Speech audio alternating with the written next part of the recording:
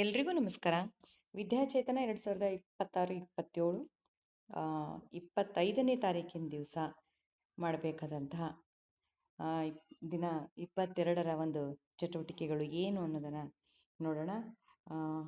25/6/2026ಕ್ಕೆ ಏನು ಚಟುವಟಿಕೆ ಮಾಡೋದು ಅಂತ ನೋಡೋಣ. ಇನ್ನೊಂದು ಮಾಹಿತಿ ಏನು ಅಂತಂದರೆ 26/6 ಏನಿದೆ, ಮೊಹರಂಗೆ ರಜೆ ಇದೆ ಅಲ್ವಾ. 26/6ಕ್ಕೆ ಮೊಹರಂ ರಜೆ.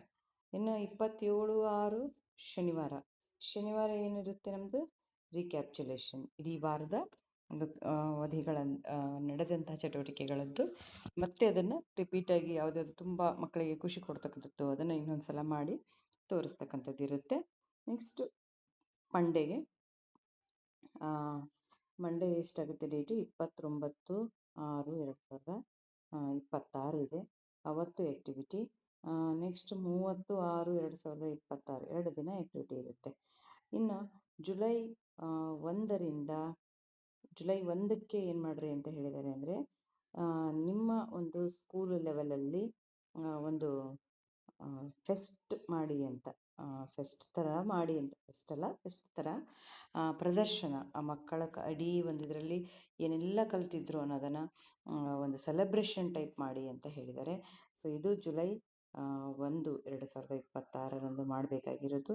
ಇನ್ನು ಜುಲೈ 2ರಿಂದ ನಮ್ಮ ವಾರ್ಷಿಕ ಪಾಠಗಳು, ವಾರ್ಷಿಕ ಚಟುವಟಿಕೆಗಳು ಏನಾಗುತ್ತೆ ಮುಂದುವರಿಯುತ್ತೆ. ಹಾಗಾಗಿ ನಿಮಗೆ ಈ ವಾರ್ಷಿಕ ಚಟುವಟಿಕೆಗಳು ಇಲ್ಲಿಗೆ ನನ್ನ ಒಂದು ವಿದ್ಯಾಚೇತನದ್ದು ವಿಡಿಯೋಸ್ ಮುಗಿತವು. ಸೊ ವಾರ್ಷಿಕ ಚಟುವಟಿಕೆಗಳಿಗೆ ಸಂಬಂಧಪಟ್ಟಂತಹ ವಿಡಿಯೋಸ್ ನಿಮಗೆ ಬೇಕಿದ್ದರೆ ದಯವಿಟ್ಟು ಕೆಳಗಡೆ ಕಮೆಂಟಲ್ಲಿ ಹಾಕಿ. ಯಾವ್ಯಾವ ಚಟುವಟಿಕೆಗಳು ಬೇಕಾಗ್ಬೋದು, ಪಾಠಗಳ ಬಗ್ಗೆ ಹೇಳಬೇಕಾ ಅಥವಾ ಇನ್ನೇ ಬೇರೆ ಏನು ನಿಮಗೆ ಚಟುವಟಿಕೆ ಬೇಕಾಗಿದೆ ಅನ್ನೋದನ್ನು ಕೆಳಗಡೆ ಕಮೆಂಟ್ ಬಾಕ್ಸಲ್ಲಿ ಹಾಕಿ. ನೀವೇನು ವಿಡಿಯೋ ನೋಡ್ತಾ ಇದ್ದೀರಲ್ವ, ಅಲ್ಲಿ ಸ್ವಲ್ಪ ಹಂಗೆ ಕೆಳಗೆ ಓದಿದರೆ ನೀವು ಕಮೆಂಟ್ ಅಂತ ಇರುತ್ತೆ, ಅಲ್ಲಿ ಟ್ಯಾಪ್ ಮಾಡಿ ನಿಮ್ಗೆ ಏನು ಬೇಕು ಅದನ್ನು ಟೈಪ್ ಮಾಡಿ ಸೆಂಡ್ ಬಟನ್ನ ಇದು ಮಾಡಿದರೆ ಅದು ನಂಗೆ ಬಂದು ತಲುಪುತ್ತೆ. ಹಾಗಾಗಿ ನಾನು ನಿಮಗೆ ಆ ಥರದ ವೀಡಿಯೋಸ್ನ ಮಾಡಿಕೊಡ್ತೀನಿ. ಈಗ ನಾವೇನು ಮಾಡೋಣ, 25/6/2026 ಚಟುವಟಿಕೆಗಳನ್ನು ಮಾಡೋಣ.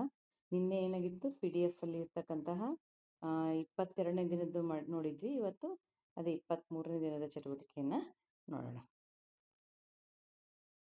PDF ಅಲ್ಲಿರ್ತಕ್ಕಂತಹ ಡೇ 23 ಆ್ಯಕ್ಟಿವಿಟೀಸ್ನ ನಾವು 25ನೇ ತಾರೀಕಿಗೆ ಮಾಡಬೇಕಾಗಿದೆ. So engage greetings and conversation period 1. Let the children walk slowly into the classroom. Tells to do rocket clap. Children stand in a circle in the classroom clapping. Activity symbols ಬಗ್ಗೆ. Materials ಏನು ಬೇಕು ಅಂದರೆ flash cards of different symbols. Make the children sit in a circle or semicircle. The children shows a picture and ask the children to guess the symbol. Example, drinking water, hand wash, toilet.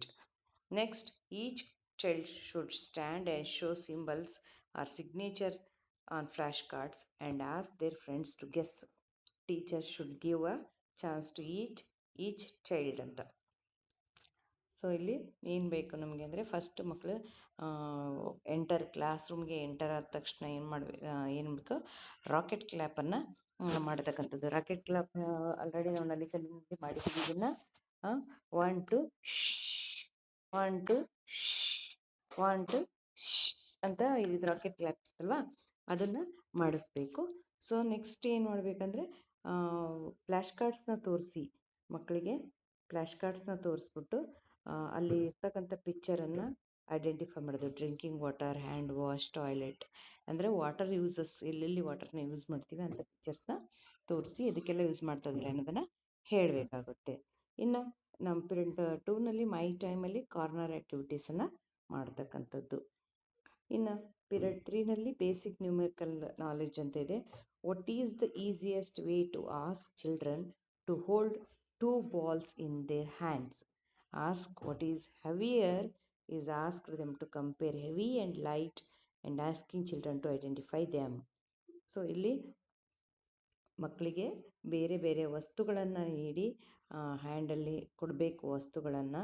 So ಯಾವುದು heavy ಇದೆ, ಯಾವುದು light ಇದೆ ಅಂತಕ್ಕಂಥ ಕಾನ್ಸೆಪ್ಟನ್ನು ಮೂಡಿಸ್ತಕ್ಕಂಥದ್ದು. ಮಕ್ಕಳಿಗೆ ಬೇರೆ ಬೇರೆ ಒಂದಷ್ಟು ಥಿಂಗ್ಸ್ಗಳನ್ನು ready ಮಾಡಿ ಇಟ್ಕೊಂಡು ನಾವೇನು ಮಾಡಬೇಕು, ಅವ್ರಿಗೆ ಕೊಡಬೇಕಾಗುತ್ತೆ. ಹೆವಿ ಮತ್ತು ಲೈಟ್ ಕಾನ್ಸೆಪ್ಟ್ ಇದನ್ನು ತೋರಿಸ್ಬೇಕು. ನೆಕ್ಸ್ಟ್ ಬಂದು ಪೀರಿಯಡ್ 4ಅಲ್ಲಿ ಕ್ರಿಯೇಟಿವ್ ಆರ್ಟ್ಸ್ ಅಂತ ಟ್ರೇಸಿಂಗ್ ಆ್ಯಕ್ಟಿವಿಟಿ ಇದೆ. Ask the children to create pictures for the letters they have copied and arrange the objects according to the numbers. Encourage the children to create a picture of Kannada, English and the numbers ಅಂತ ಹೇಳಿದ್ದಾರೆ. ಅಂದರೆ children ಏನು ಮಾಡಬೇಕು ಅಂದರೆ create pictures for the letters they have copied. ತಾವು ಬರೆದಿರ್ತಕ್ಕಂಥ ಲೆಟರ್ಸ್ದು ಪಿಕ್ಚರನ್ನು ready ಮಾಡೋಕ್ಕೆ ಹೇಳಿದ್ದಾರೆ. ಮತ್ತು ಆಬ್ಜೆಕ್ಟ್ಸ್ನ ಏನು ಮಾಡಬೇಕು ಅಂತಂದರೆ ನಂಬರ್ಸ್ ಪ್ರಕಾರ, ಅಂದರೆ ಒಂದು ಆಬ್ಜೆಕ್ಟ್ ಇದ್ದರೆ ಅದನ್ನು ಫಸ್ಟು, ಆಮೇಲೆ 2 ಆಬ್ಜೆಕ್ಟ್ಸ್ ಇರ್ತಕ್ಕಂಥದ್ದನ್ನು ಅದನ್ನು ಅರೇಂಜ್ ಮಾಡಿ ಅಂತ ಹೇಳಿದ್ದಾರೆ. ಸೊ ನೆಕ್ಸ್ಟ್ ಬಂದರೆ ಲ್ಯಾಂಗ್ವೇಜ್ ಡೆವಲಪ್ಮೆಂಟಲ್ಲಿ ಪಿಕ್ಚರ್ ಪ್ರೊಫೈಲ್ ಅಂತ. Children can't see water sources in groups, use necessary materials ಅಂತ. Children can see water sources in groups, use necessary materials, provide necessary help in making wallpaper about animals, birds, things to created wallpaper to be presented in class, display ready-made posters in the classroom ಅಂತ ಹೇಳಿದರೆ. So ಮಕ್ಕಳಿಗೆ ಏನು ಮಾಡಬೇಕು ಅಂತಂದರೆ ಇಲ್ಲಿ making ವಾಲ್ಪೇಪರನ್ನು ಮಾಡ್ತಕ್ಕಂಥದ್ದು. ಯಾವುದ್ರ ಬಗ್ಗೆ? ಅನಿಮಲ್ಸ್, ಬರ್ಡ್ಸ್, ಥಿಂಗ್ಸ್ನ ಮಾಡ್ತಕ್ಕಂಥ ಒಂದು ಪೇಪರ್ ತೊಗೊಂಡು ಅದರೊಳಗೆ ಇವನ್ನ ಪೇಸ್ಟ್ ಮಾಡ್ತಕ್ಕಂಥದ್ದು. ಸೊ ಅದನ್ನು ಆಮೇಲೆ ಡಿಸ್ಪ್ಲೇ ಮಾಡಬೇಕು. ನೆಕ್ಸ್ಟ್ 6ನೇ ಪೀರಿಯಡ್ ಔಟ್ಡೋರ್ ಗೇಮ್ ಅಂತ ಇದೆ. ಸ್ಕಿಪ್ಪಿಂಗನ್ನು ಆಡಿಸ್ತಕ್ಕಂಥದ್ದು. ನೆಕ್ಸ್ಟ್ ಸ್ಟೋರಿ ಟೈಮಲ್ಲಿ ಸ್ಟ್ರಾಕ್ ಆ್ಯಂಡ್ ಕ್ರ್ಯಾಬ್ ಅಂತ ಹೇಳಿದೆ. ಅದರದ್ದು story, literature of the story ಬೇಕು ನಮಗೆ. To develop listening skill, to develop fluent speaking skill, story ಟೆಲ್ಲಿಂಗನ್ನು ಮಾಡ್ತಕ್ಕಂಥದ್ದು. ಇದು ಕ್ರೇನ್ ಆ್ಯಂಡ್ ಕ್ರ್ಯಾಬ್ ಅಂತ ನಾನೇನೋ ನೋಡಿದ್ದೀನಿ. ಇದು ಸ್ಟಾರ್ಕ್ ಆ್ಯಂಡ್ ಕ್ರ್ಯಾಬ್ ಅಂತ ಇದೆ. ಸೊ ಏನಾಗುತ್ತೆ ಅಂದರೆ ಒಂದು ಪಕ್ಷಿ, ಒಂದು ಉದ್ದ ಕೊಕ್ಕಿರುತ್ತೆ ಅದಕ್ಕೆ. ಪಕ್ಷಿ ಏನು ಮಾಡುತ್ತೆ ಅಂದರೆ ಒಂದ್ಸಲ ಒಂದು ಕೊಳದ ಹತ್ರ ವಾಸ ಮಾಡ್ತಾ ಇರುತ್ತೆ. ಅದು ಮುದಿಯಾಗುತ್ತೆ ಪಕ್ಷಿ. ಮುದಿಯಾದಾಗ ತನಗೆ ಬೇಟೆಯಾಡಿ ಆ ಮೀನುಗಳನ್ನು ಹಿಡಿಲಿಕ್ಕೆ ಅದಕ್ಕೆ ಕಷ್ಟ ಆಗುತ್ತೆ. ಆಗ ಅದೇ ಒಂದು ಉಪಾಯ ಮಾಡಿ ಆ ಕೊಳದ ಹತ್ರ ಬಂದು ಹೇಳುತ್ತೆ. ತುಂಬ ಬೇಜಾರಲ್ಲಿ ಕೂತ್ಕೊಂಡಿರುತ್ತೆ. ಆ ಉಳಿದಿರೋ ಮೀನುಗಳು ಯಾಕೆ ಬೇಜಾರಲ್ಲಿದೆಯಾ, ಇವತ್ತು ಬೇಟೆ ಆಡ್ತಾ ಇಲ್ಲ ಅಂತ ಮಾತಾಡ್ತವೆ. ಆಗ ಅದು ಹೇಳುತ್ತೆ, ಇಲ್ಲ ನನಗೆ ತುಂಬ ವಯಸ್ಸಾಯ್ತಲ್ವಾ, ಅದು ಅಲ್ಲದೆ ನನಗೆ ಎಲ್ಲ ಮುಂಚೆನೇ ಗೊತ್ತಾಗುತ್ತೆ, ಈ ಕೊಳ ಇನ್ನೇನು ಬತ್ತು ಹೋಗುತ್ತೆ, ನೀವೆಲ್ಲ ಹೆಂಗೆ ಇದರಲ್ಲಿ ಇರ್ತೀರಾ, ನಾನೇನೋ ಹಾರ್ಕೊಂಡು ಬೇರೆ ಕೊಳ ಹುಡ್ಕೊಂಡು ಹೋಗ್ಬಿಡ್ತೀನಿ, ನೀವೆಲ್ಲ ಹೆಂಗಿರ್ತೀರಾ ಅಂತ ನಂಗೆ ಗೊತ್ತಾಗ್ತಾ ಇಲ್ಲ, ಅದಕ್ಕೆ ಈ ಥರ ಬೇಜಾರಲ್ಲಿದ್ದೀನಿ ಅಂತ ಹೇಳುತ್ತದು ಪಕ್ಷಿ.